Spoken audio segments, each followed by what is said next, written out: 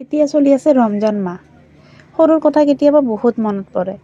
গোটেই ভাই ভনী একেলগত চেহেৰি খাৱা, একেলগত হুলস্থুল কৰা বহুত মনত পৰে। ইফতাৰী একেলগত কৰা, ঈদ আহে, ৰমজান আহে, চবৰত আহে, কিন্তু ভাই ভনীৰ লগত কটোৱা সময়বিলাক কেতিয়াও ঘূৰি নাহে। মানুহৰ বা কেনেকুৱা, মোৰ এইবিলাক বেষ্ট মমেণ্ট আছিল। বাট কৰাৰ একো নাই, এয়ে দুনিয়া। মই আল্লাহৰ সদায় শুক্ৰিয়া আদায় কৰোঁ। আল্লাহ আমাৰ ভাই ভনীকেইটাক মিল আৰু মৰমেৰে ৰাখিছে। সকলোৱে ভাই ভনী মিল থাকিব পাৰে, কিন্তু হিচাপ ঠিক ৰাখিব লাগিব। কিবা লৈ পাহৰি গ'লে নহ'ব, দিবও লাগিব। তেতিয়াহে ৰিষ্টা ভালে থাকিব। সকলোৱে ভালে থাকক, সকলোৰে ভাই ভনী মিলে আৰু মৰমেৰে থাকক। আজি মই বনাই আছোঁ পুৰি, পৰঠা। কোনোবাই পুৰি খাব, কোনোবাই পৰঠা খাব।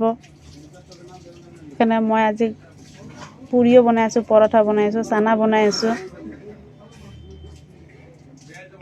আজি বহুত মনত পৰিছে, সেইকাৰণে মই আপোনালোকৰ লগত শ্বেয়াৰ কৰিলোঁ কথাবিলাক। যেতিয়া মোৰ কামত বহুত এমাৰ্জেঞ্চি লাগি যায়, তেতিয়া মই ভাবোঁ মোৰ আৰু কেইটামান হাত হ'লে ভাল আছিলে। এটা হাতেদি এইটো কৰোঁ, এটা হাতেদি এইটো কৰোঁ। বাওঁ হাতটোত একো কামেই নাই। কিবা পুৰিটোও উল্টি নাযায়, উল্টা পুল্টা হৈ যায়। আৰু টাইমত তেলখিনি আৰু খতম হৈ গ'লে কিমান খং উঠে। আজি পকৰা বনাই আছোঁ, অলপ বেলেগ টাইপৰ, আলু দি কেনে।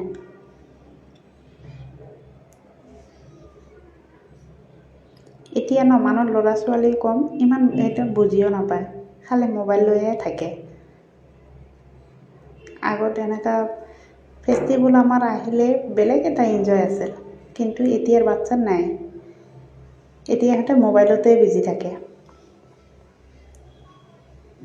ইয়াতে মই একেবাৰে আলুৰ পকৰাখিনিও মই ভাজি ল'ম। কেতিয়াবা মোবাইল ধৰোঁতে উল্টা পুল্টা হৈ যায়। এই লগত মই পৰঠাখিনিও বনাই লৈছোঁ।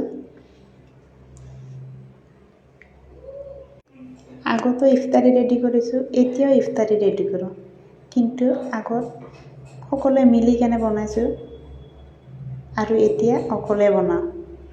আগত গোটেইকেইটা মিলি কেনে খাইছোঁ, এতিয়া অকলে খাব লাগে। সেইকাৰণে যিমান বনালেও কিবা শান্তিটো নালাগে। হৈ গৈছে গোটেইখিনি ৰেডি।